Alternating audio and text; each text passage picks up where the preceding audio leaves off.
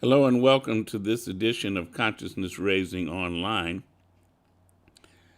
Yeah, I'm going to talk about something a little different today because, number one, with all the protesting going on around the country and around the world, and the focus on the police, and that's one of the core parts of the Black Lives Matter movement. And there's a deeper examination of the role of the police and all of that, and all that's great. I do believe that until there is a serious effort to break up what I consider the biggest gang in America, outside of the U.S. military, and that's the Fraternal Order of Police, the FOP, which is the largest union of police in this country. And they are a gang. I'm not sugarcoating that. But I think we have to recognize that they are a gang and they have to be dealt with. But there's a hidden, what I call the hidden police. The hidden police are what are loosely called sheriffs. Now, here's the funny thing in a way. We have been used to the idea of sheriffs all our lives. We in the Westerns, there was always the sheriff. Now, there's been a blurring of the lines sometimes where one of the police that I grew up with was Marshal Dillon, Gunsmoke. Well, most people don't even realize what they were watching. They were watching a U.S. Marshal. And, if you were to go back and watch them shows now, you would see that every week Dillon was killing somebody. Very seldom did people get to trials. He was killing somebody every week. And the U.S. Marshals, now that was federal. The federal U.S. Marshals, that's why it's called U.S., meaning federal, right? But a lot of times the sheriff was the agent of the law enforcement.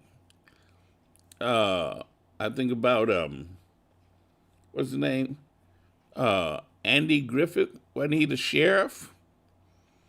Because wasn't a silly dude, wasn't he the deputy?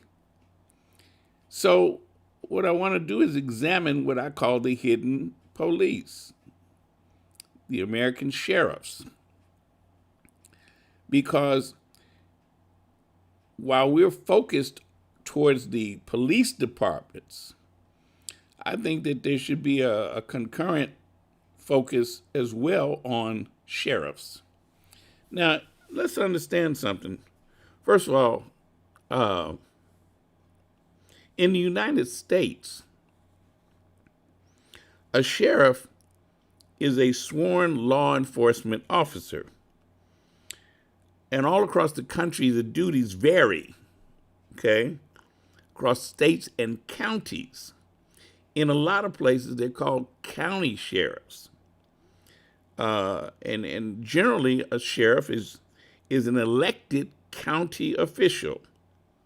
But let's look at some of the duties that typically are included in the sheriff's duties. Policing unincorporated areas. And I want you to pay attention from now on when you watch the news or when you're reading about news in your area. Listen for those words, unincorporated. What does that mean? And that's where you'll find that the sheriff's office, the county sheriff, they police those areas. And in most of especially the urban areas, the county sheriff's office maintains the county jail. In Chicago, for an example, which is in Cook County, which is one of the largest counties in the world, our jail is the county jail. And the county jail is run by the county sheriff's office. Okay? That's completely separate from the police. So in other words, if the police stop and arrest you on the Chicago street or Cook County street, and they arrest you, you go into the custody of the county sheriff's office. Now, why is that important? Well, the sheriffs also generally maintain security to the courts, and the courts are generally under the county. If you come to Illinois, you come to Cook County, you come to Chicago, the courts are under the custody of the county. Okay? In some states, including this one, I believe, serving warrants is the job of the county sheriff. Court papers as well. So, in general, running the jails, protecting the courts, that's the job of the sheriff. Okay? I'll come back to that later. But it's just so deep because we have so much going on under the county, under the sheriff. Yeah, see, I want you from now on to notice the difference between the police department and the sheriff's office. Now, why is this important? Well, one of the reasons it's important is that as we have argued and fought for more black and brown people to be police, what we have not done is paid attention to the sheriffs. In other words, here's a statistic we should pay attention to. America's sheriffs, white men are 30% of the population, according to them, okay? But white men are 90% of the sheriffs. 9 out of 10 are white men.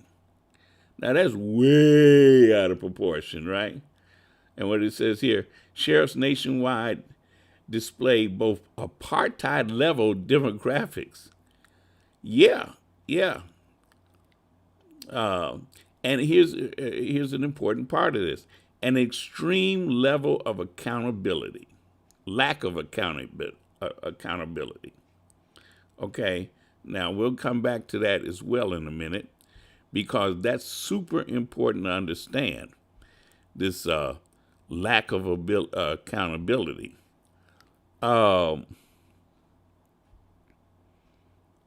Let's see. In 36 states, fewer than 5% of sheriffs are women, and 16 states have 0% women sheriffs. Ooh, boy.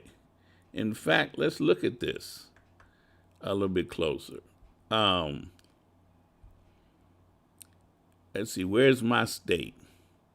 Here's Illinois, down here at the bottom, next to the bottom. It says, under 16 states have 0% women sheriffs. Illinois is in there. We don't have any women sheriffs? Wow. So look at this and see where's your state. And how many women sheriffs do you have?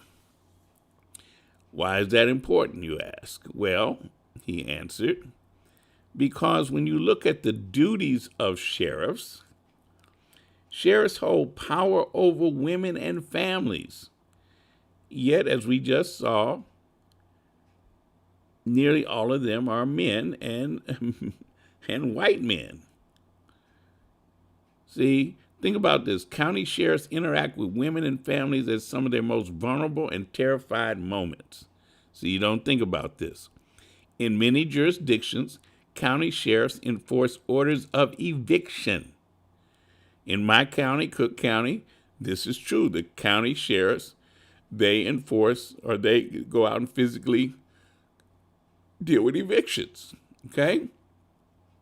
Now, for the longest time, single black women, single mothers, have been way over the percentages in terms of being single mothers with families and having to deal with housing issues.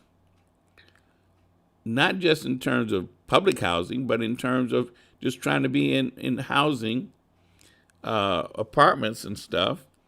And they have run into issues of being evicted. Yeah, and these are county sheriffs. And I'm going to be truthful. There is a history that I know of where, because of this, women, especially black women and brown women, but especially black women, have been taken advantage of by sheriffs. Whether it be that, I have to evict you, but maybe we can come to some accommodation that can buy you some time.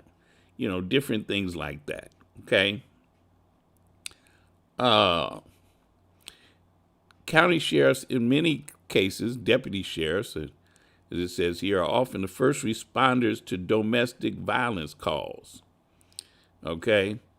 And particularly with this virus thing, COVID-19, it has women who are basically isolated with men who are abusers.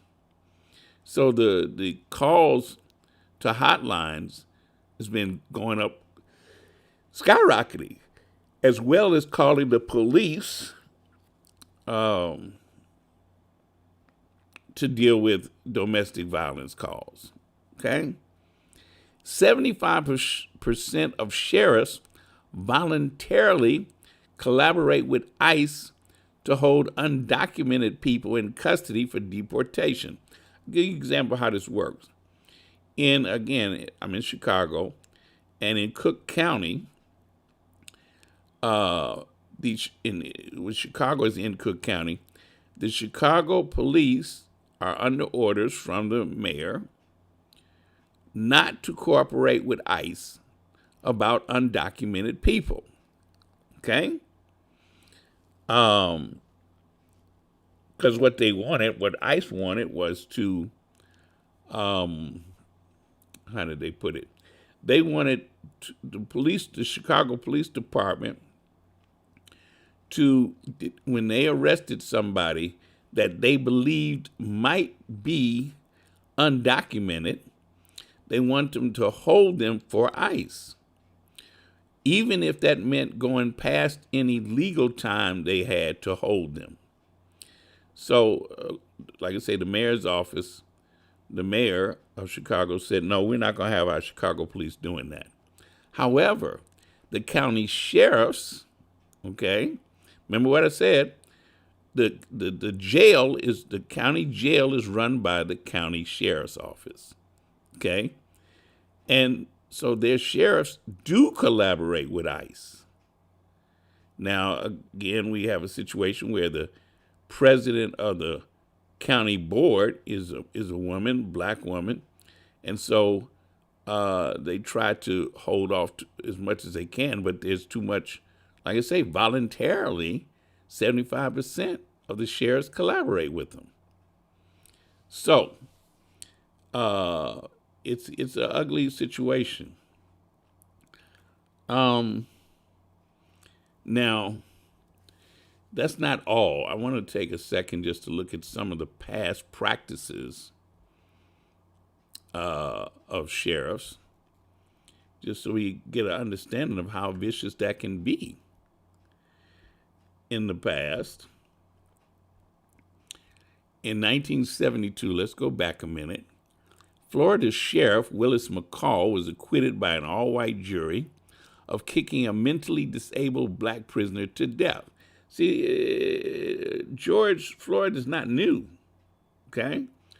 This goes back to 72. Kicked a mentally disabled black prisoner to death, and he was acquitted by an all-white jury.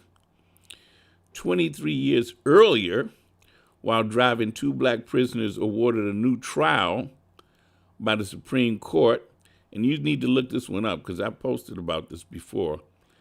The same Sheriff McCall pulled over and shot these two prisoners, shot and killed one. The other one survived. He didn't know it. The sheriff thought he was dead too. But the other one survived to be able to tell the world what happened, right? But it still did not change anything, because 23 years later, this dude was still sheriff, and he kicked a mentally disabled black prisoner to death, and he was acquitted. That's an example of how much things change and how much they remain the same. Now, here's a sheriff who became nationally known, Arizona Sheriff Joe Arpaio. He ran for the United States Senate in Arizona in 2018. This was after 157 prisoners had died in his custody. What he did was he took prisoners and he had them in these tents in the desert. Arizona's got some, pretty doggone hot temperatures. And so it was torture on these prisoners. Okay? Now, he was found guilty of, I think it was contempt of court, and some other charges, which he just basically said, I'm not paying him no mind. And of course, the present resident of 1600 supported the guy. Okay, now he had the nerve to be running for re-election as sheriff in 2020 this year. Okay. So understand how deep. See, we didn't even think about him being a sheriff. In 2020, this year, Massachusetts Sheriff Thomas Hodgson used attack dogs and a grenade containing tear gas and pepper spray against ICE detainees protesting punishment for seeking COVID testing. The attack is under investigation as possible retaliation for a class action lawsuit filed against Hodgson and ICE for overcrowding and inhumane conditions during the pandemic. You see what I mean? It doesn't end. It stays at a level of where something is going on over here. You got some other stuff breaking out over there. You got prisoners who are demanding justice and attention over here. And in so many cases, it's dealing with sheriffs who are not accountable. They're not accountable. That's the part that is slipping past us. We don't realize there's no accountability because we've never really had to deal with that. Now let's look at this. In many states with large non-white populations, nearly all the sheriffs are white. Let's see. California, 63% people of color, meaning black and brown and yellow and red. Yet sheriffs in California, 91% white. Okay? People of color, the majority in Nevada. Nevada sheriffs, 94% white. The residents of Arizona and New York, both are 45% people of color. The sheriffs in both states are nearly all white. New York is near the bottom of the list in racial diversity among sheriffs. Washington State has virtually no sheriffs of color, yet its population is over 30% people of color. Now, what that leads to is like plantation-like stuff where you go to jail and all these jailers are white because they're all sheriffs or deputy sheriffs. And that's ugly. Jails in America. People of color are 8% of sheriffs. People of color are 50% of jail people. the daily head count of people in jail is estimated at over 700,000 people. Over 60% are awaiting trial but can't make bail. That's why in some areas you're seeing movements to deal with this idea of bail. Because bail has been used historically in the United States against people of color, especially against black people, as a torture device. What I mean by that? Well, if you get locked up and you can't make bail, and you're kept in the county jail where the conditions are terrible, then what happens is that becomes a form of torture where you're willing to do anything to get out of that jail, including pleading guilty to the charges just so you can go to prison if that's where you got to go, because prison is generally better than, in terms of physical conditions, than a county jail. That's what's crazy, right?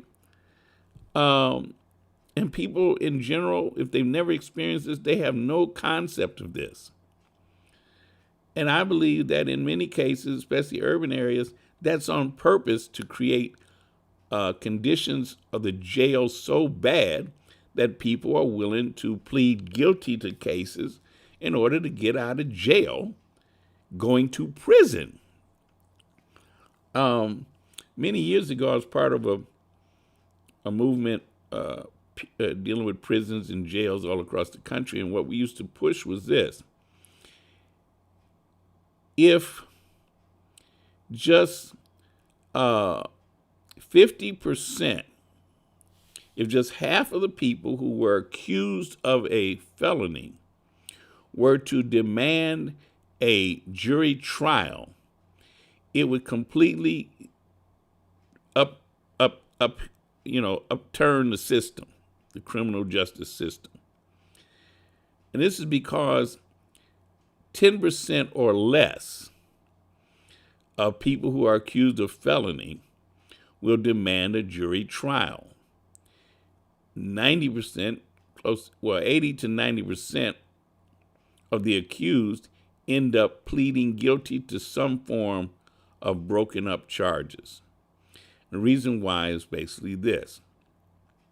You are promised that if you take a case to court, to a trial, that if you're found guilty, they use the expression, they'll throw the book at you. In other words, your punishment will be infinitely higher than it would be if you pled guilty. And they'll say things like spare the courts the trial and spare the system the trial, the costs, etc. But that's a fallacy, because what it says is throw away your right to a trial and we'll give you less time. We're still going to give you time, but we're going to give you less time if you get rid of or throw away your right to a trial. And the cold part is, in many, many cases, if you went to trial, you could be acquitted because the system was not set up to truly to seek the truth. The system is like many other systems. Judges are to a degree judged on the amount of time they give out. You never hear this discussed this way. But I guarantee you this. In areas where judges are elected, and when they evaluate them, the lawyers guild and all this, they evaluate judges. If you have a judge who gives out very little time, overall, that judge will be deemed inadequate. But if you have a judge who's known for giving out tons of time, oh, that judge is seen as a good law and order judge. Yeah. Now, we've also seen over the years, we know this to be true, that when it comes to sentencing black people, we get sentenced way higher than anybody else, especially more than white people for the same crimes and similar circumstances. So judges have made their bones on the backs of black people just like everything else. Prosecutors, they're judged by how many cases they win. Doesn't matter how much justice they get, it's how many cases do they win.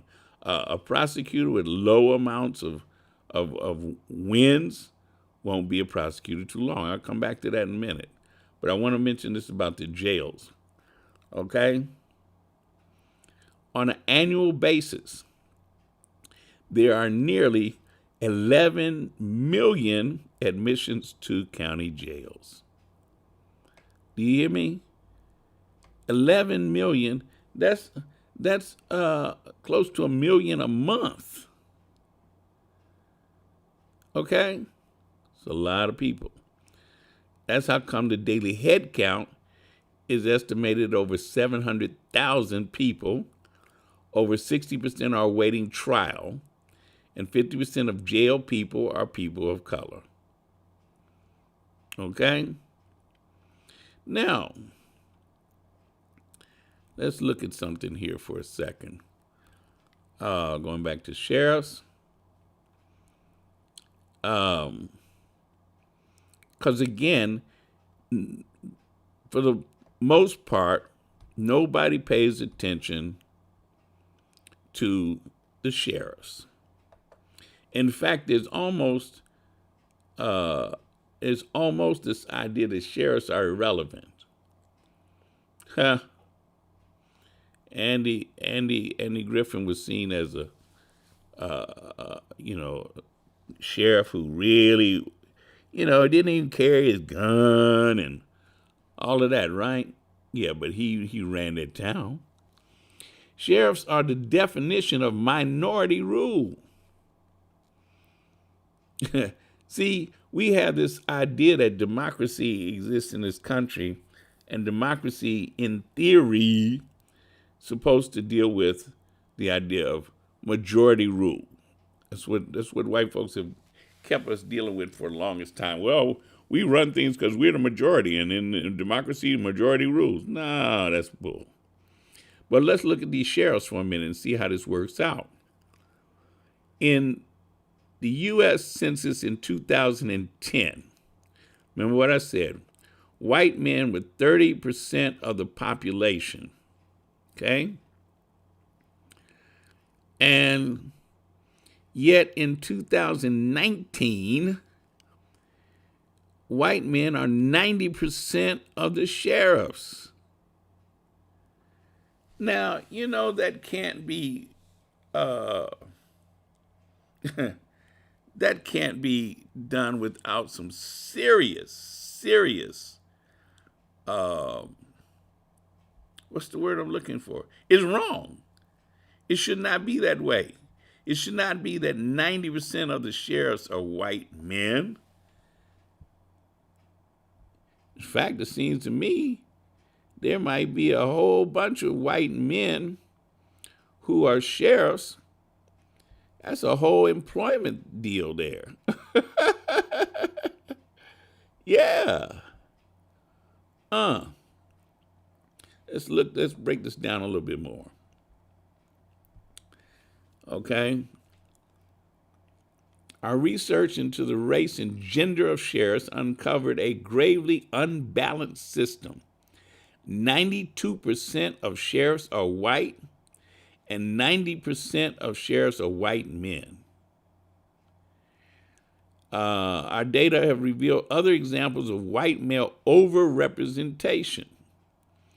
At 30% of the population, white men are 62% of the country's legislatures and 73% of elected prosecutors. But we have found no other elected office so overwhelmingly controlled by white men. I'll come back to this deal about prosecutors in a minute. 50% of people in jail are of color. And across the United States, the vast majority of people in jail have not been tried. Pre-trial detention, imprisoning those who cannot pay bail, accounts for over 60% of the jail population.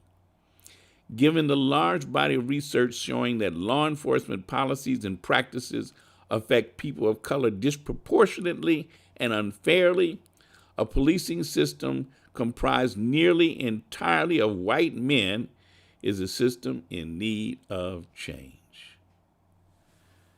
You can't put it no clearer. Okay? Just on, when I mentioned early on, somebody in one of these it said apartheid-like. Yeah, in South Africa, the white population was the minority population, still is. Yet the majority of the police and the military and all the good stuff was white men. Okay? Now let's talk for a minute because they're related. Sheriffs are, like I say, they run the security of the county systems, meaning the courts. Now, what does this say? Contested prosecutor elections in 2018, who ran and who won? Okay? When women of all races and men of color ran in contested prosecutors' elections, they are more likely to win than white men. Why is that? Because, one, the population, the voting populations might be very heavily favoring people of color. In fact, there's been this trend in certain urban areas the last couple of years where you had black women being elected as state's attorneys or prosecutors, head prosecutors. I mentioned Baltimore, Cook County in Chicago, which includes Chicago. Kim Foxx was elected. She's a black woman as the state's attorney. Where else? Somewhere else too, a black woman was elected as either a prosecutor or state's attorney. Okay.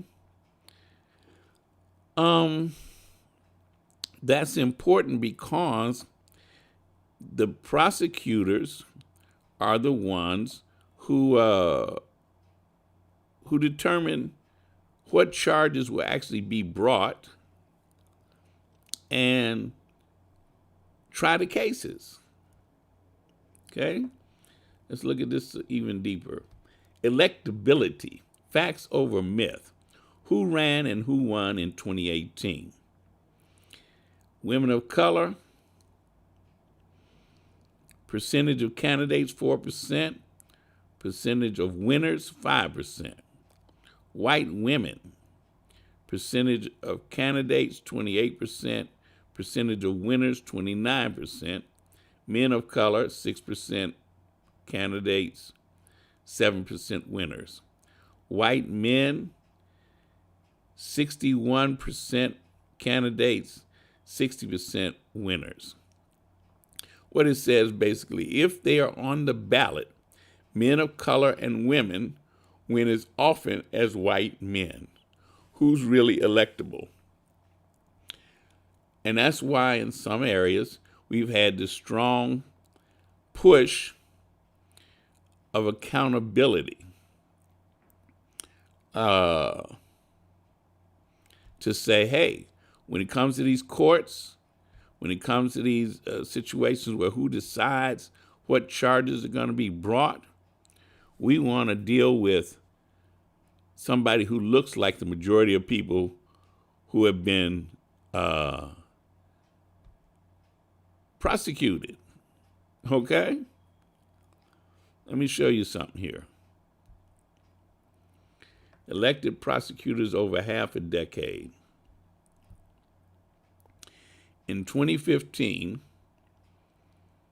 1% were women of color, 16% were white women, 4% were men of color, but 79% were white men.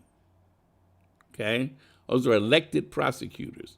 4 years later, well, we had doubled the number of women of color to 2%.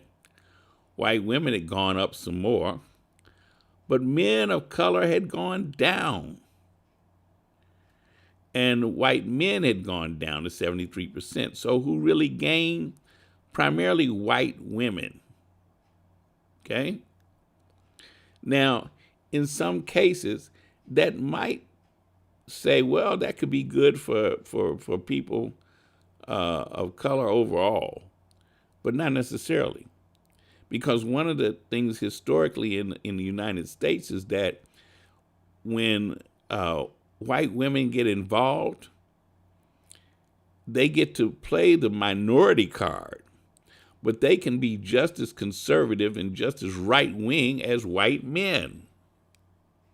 So you might trade in a white man for a white woman and end up with a white woman who's just as conservative, just as right-wing, just as clannish as that white man that she replaced. See, so we always got to pay attention to the numbers. Prosecutors were 95% white in 2015 and are 95% white today. You see the technology here? Yeah. So we have to pay attention to the real numbers, because otherwise we could end up in technology. Let's look. Who holds power in America? 2019, the demographics of political power. Okay? The U.S. Census 2019, population of the United States, 30% white men, 19% men of color, 20% women of color, white women 31%. Now, when you take black men and women of color, that's something like 39%, close to 40%. Now, this is supposedly including black and brown, okay? Asians too. But when you look at the white men and white women, you're talking about 61%. Now, that's 6 out of 10. Now, in that collection of white people, there's a certain percentage of these white people who are white, quote, Hispanics. That's the term that's used. Okay? It's important to understand that, because there are some, quote, Hispanics who actually would be considered people of color, but when they're given a choice of declaring themselves white, they go with declaring themselves white. And white people in general like that, because that keeps their number higher in terms of this majority than people of color. Now look at U.S. elected officials in 2019. Even though women of color are supposedly 20% of the population, they're only 4% of elected officials. White women, 31% of the population, 27% of elected officials. See, it's very close there, isn't it? Men of color, 19% of the population, only 7% of the elected officials. And again, white men, 30% of the population, but 62%, double the number in terms of U.S. elected officials. You see, that's way out of proportion. And when it's way out of proportion like that, there can be no fairness. There's no fairness. Now, it might have taken a roundabout way to get to this, but I wanted you to see how it all relates. You see, when we look at the sheriffs, and that's considered to be okay. See, that's the problem, is the perception that we look at this and we don't see anything wrong with it. The majority of people in the country don't see nothing wrong with that. The idea that, 90% of the sheriffs in this country are white men. That's a whole police force that's segregated. That's 9 out of 10 of them are white men. And don't think that white men don't know this. And they also keep black people out of it as much as possible. Think about that. Ain't that slick? So the other part of that is the lack of accountability. When was the last time we saw a sheriff? You know, we don't see the sheriffs involved in no trials or nothing like that, or being accused of nothing. The sheriffs, just to mention again some of the things they do, the sheriff enforces court orders. So they work right there with the court, with the judges, and judges' mandates. They perform duties such as evictions. They also seize property. Yeah, when the court orders property to be seized and assets to be seized, it's the sheriff's office that generally does that, as well as serving warrants and legal papers. In some cases, they may not be seen as the same level of the local police, but in many cases, they actually operate separately from the police, but with their own functions. Because if you're a sheriff and you work at the county jail, that makes you the authority over that jail. Okay? In some counties, the sheriff's office has SWAT teams. They have specialized domestic teams. They got all kinds of specialized stuff. That's why I want you to understand. Now, here's one of the few places where you'll see what looks like a bunch of black men being sheriffs. But I guarantee you this, wherever it is, they're under a white man's authority. Okay? So my purpose here was to deal with opening our eyes and making us more conscious of what I said was a hidden police. You see? Yeah, there's a few of us here and there, but this is largely a white police force. And some of them, you know, here's something that's deep. Going back some years, there was a point at which the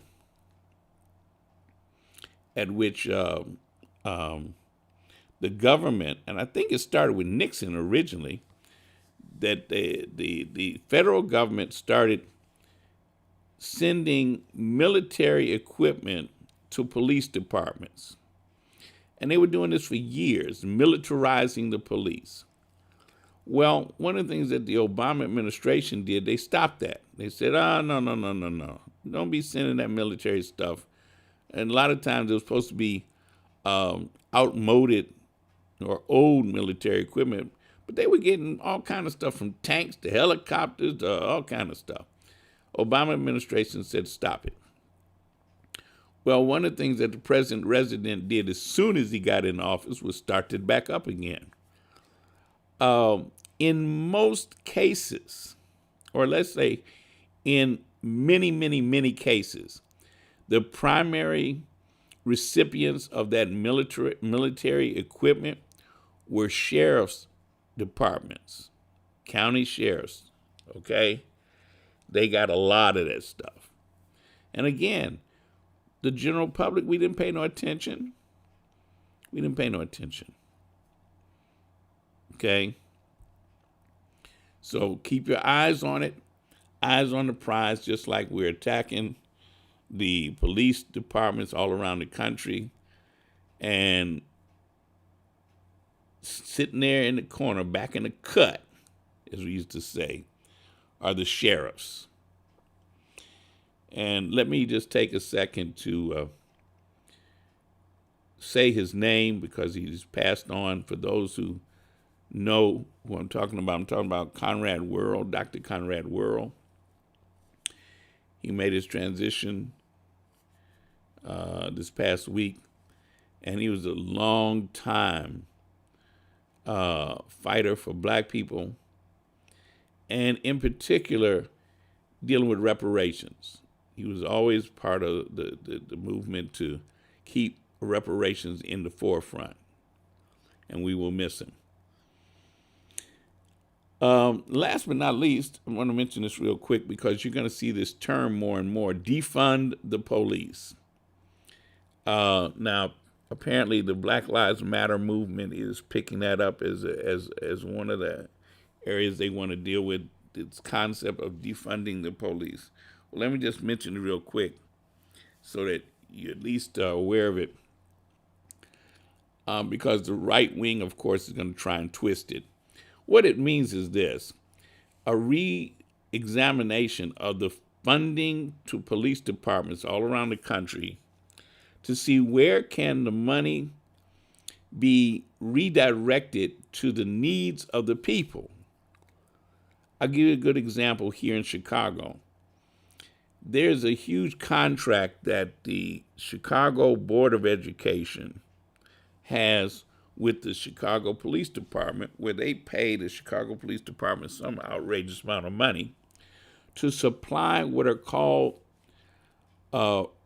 resource officers for school resource personnel, which really just means it's money they use to pay police overtime to be police in the schools. Well,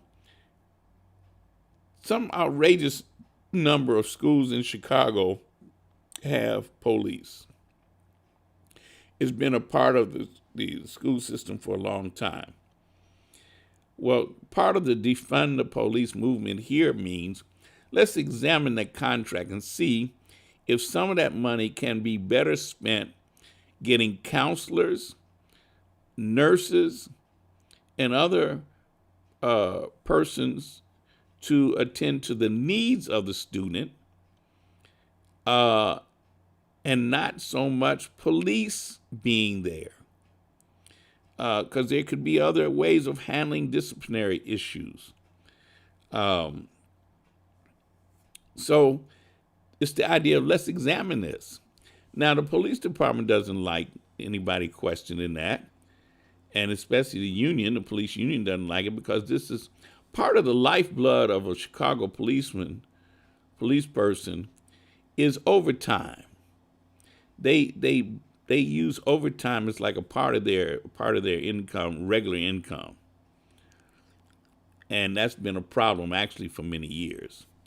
So you got the department bleeding, the Chicago Public Schools bleeding money when they don't have enough money. Remember, this is the same Chicago Public School Board that closed 50 schools at once. 50.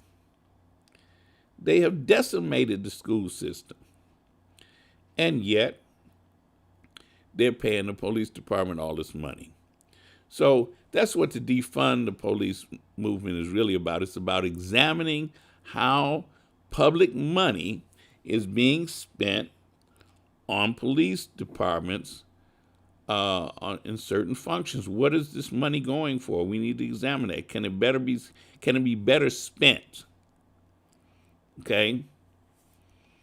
So expect that there's going to be pushback from police departments and attacks on people to make sure that, and I'll just say it like this. It's an old tactic that whenever the police departments feel threatened, the old timers have a school of thought that says, well, we can make the public want more police. And so what they do, they engage in non-policing, meaning that where there's issues of gangbangers and criminals that they know about, they will, let's just say, let them know that they're not policing these areas so that these criminals will up their activities, meaning crime, against those least able to defend themselves. So the crime rates go up dramatically, whether it's shooting, robberies, all kinds of stuff. And those same people then will be crying out for more police, more police, more police. Watch what I'm telling you. You'll see this occurring. Anywhere where there's a movement or this phrase, defund the police, becomes a serious issue, you watch what happens. All right? All right, with that, I'm going to close out for the day. Thank you very much. As always, I say, no justice, no peace, no love. KNOW.